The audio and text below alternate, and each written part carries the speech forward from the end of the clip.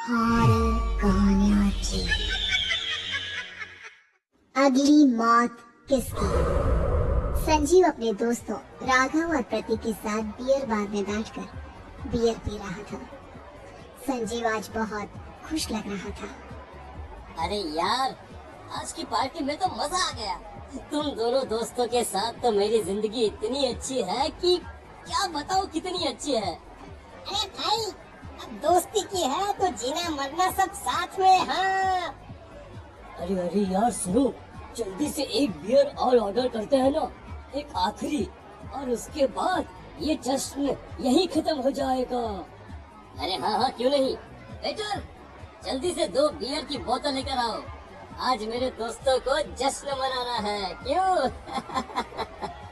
इतने में वहाँ पर एक बहुत सुंदर लड़की छोटे छोटे कपड़े पहनकर हाथ में बियर की बोतल लेकर उसके पास आती है। ये लीजिए, आपने बियर ऑर्डर की थी ना, मैं लेकर आ गई। क्या बात है यार, इस बार की वेटर तो बड़ी सुंदर है। अब बियर लेकर आई हो तो अपने हाथों से ही पिला दो ना। हाँ हाँ, क्यों नहीं, जैसा आप बोलोगे मैं वैसा ही करूँगी। क्या बात है यार, अब तो लगता है रोज यही आना पड़ेगा। उसके बाद वो लड़की उन तीनों को बियर सर्व कर देती है। पार्टी करने के बाद वो तीनों अपने अपने घर जाते हैं। प्रतीक, संजीव और राघव को उनके घर छोड़कर जैसे ही अकेला अपनी कार में आकर बैठता है तो अचानक उसे एहसास होता है जैसे उसकी कार की पीछे वाली सीट पर कोई बैठा हुआ है। वो तुरंत पीछे मुड़कर देखता है। तुम यहाँ क्या कर रही हो? और तुम मेरी कार में कब आई? अरे तुम तो बाहर में वेटर थी ना। बस ऐसे ही मेरा दिल कर रहा था आपके साथ आपके घर चलने का, इसलिए मैं आपके साथ चली आई।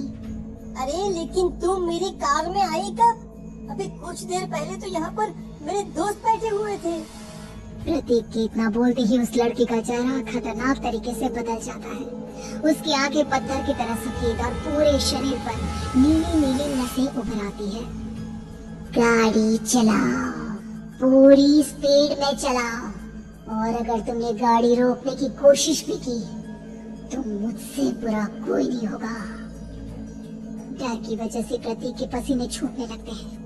उसका शरीर बुरी तरह से कांप रहा था। प्रतीक बिना कुछ सोचे समझे कार को फुल स्पीड से चलाना शुरू करता है।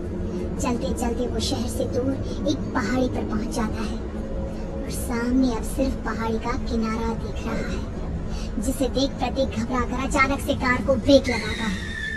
देखो देखो देखो देखो, मुझे छोड़ दो मुझे। अगर अगर अगर मैंने गाड़ी जरा सी भी आगे बढ़ाई तो हम दोनों नीचे गिरकर मर जाएंगे। ये तो तुम्हें पहले ही सोचना चाहिए था ना। अब कुछ नहीं हो सकता।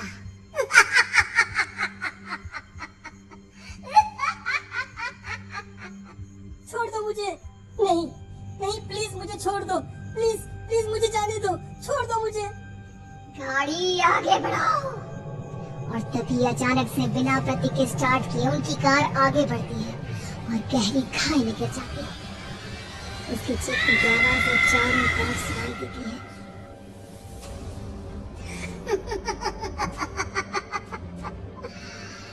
तुझे मारकर मेरे कलेजे में चल रही आग को थोड़ी शांति तो मिल गई, लेकिन अभी ये कहानी खत्म नहीं हुई। और फिर अगले दिन राघव और संजीव को पता चलता है कि प्रतीक की पहाड़ी से नीचे गिरकर मौत हो गई। अरे कल रात की तो बात है यार, हम सब बैठकर पार्टी कर रहे थे, लेकिन मेरी एक बात समझ में नहीं आ रही। राघव शहर से इतना बाहर उस पहाड़ी पर इतनी रात को क्या करने गया था?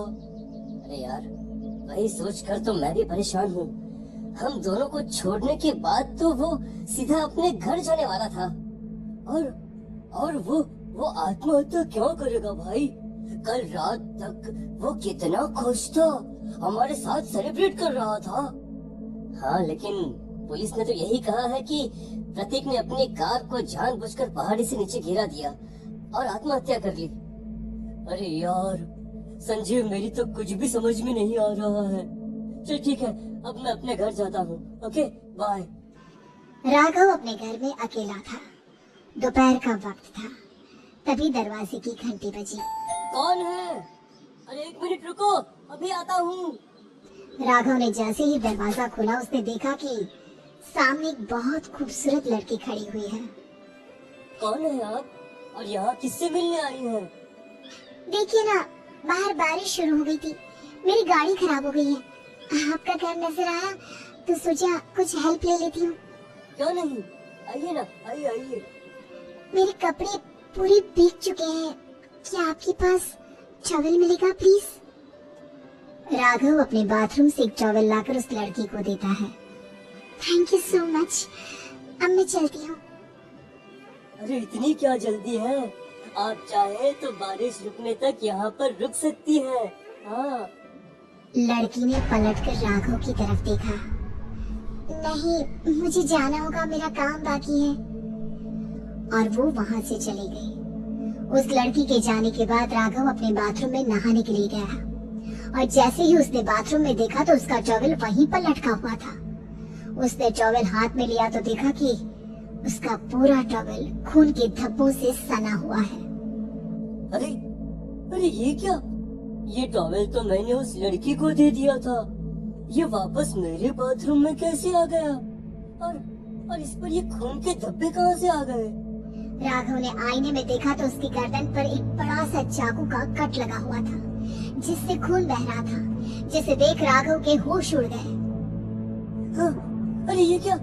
मेरी गर्दन इतनी ज्यादा कटी हुई है और मुझे दर्द भी नहीं हो रहा है। ये क्या हो रहा है मेरे साथ? राघव घबराकर बाथरूम से बाहर आया और अपना मोबाइल उठाकर उसने संजीव को फोन लगाया। संजीव जल्दी से मेरे पास आ जाओ। मुझे लगता है कुछ बहुत बड़ी गड़बड़ है, जल्दी आ जाओ। उधर से आवाज आई, लेकिन वो आवाज संजीव की नहीं बल्कि एक लड़की की थी। कुछ अजीब नहीं हुआ है, बस तुम्हारी मौत तुमसे मिलने आई थी और तुम्हें मार कर चली गई। अब तुम इस दुनिया का हिस्सा नहीं हो राघव, इसलिए तुम्हें अपनी गर्दन के कटने का दर्द भी महसूस नहीं हो रहा। नहीं, ऐसा नहीं हो सकता, ऐसा नहीं हो सकता। कौन हो तुम? तुम्हारी मौत। अब संजीव के पास खबर पहुंचती है कि राघव ने अपने ही घर में चाकू से गर्दन काटकर आत्महत्या कर ली। ये सुनने के बाद संजीव के होश उड़ गए। वो पसीने से तरबतर हो गया और एक अनजाना डर अब उसके दिल को सताने लगा। संजीव के साथ ही उसका एक छोटा भाई राजीव भी रहा करता था। अपने भाई को इस तरह परेशान देखकर राजीव उसके पास आया। अरे भैया, क्या हुआ भैया? आप इतने घबराए हुए क्यों लग रहे हैं? प्रतीक और राघव की मौत, मेरा मतलब मेरी कुछ समझ में नहीं आ रहा भाई।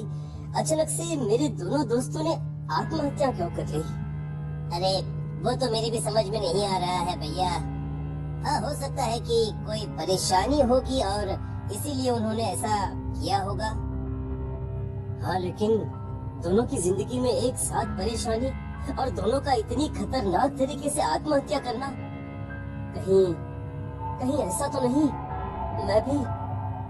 मैं भी मर जाऊंगा? अरे आप ऐसी बातें क्यों कर रहे हैं भैया? वैसे ही मैं इतना परेशान हूँ। जब से अंजलि ने मेरा साथ छोड़ा है तब से सब कुछ बहुत अजीब सा हो गया है।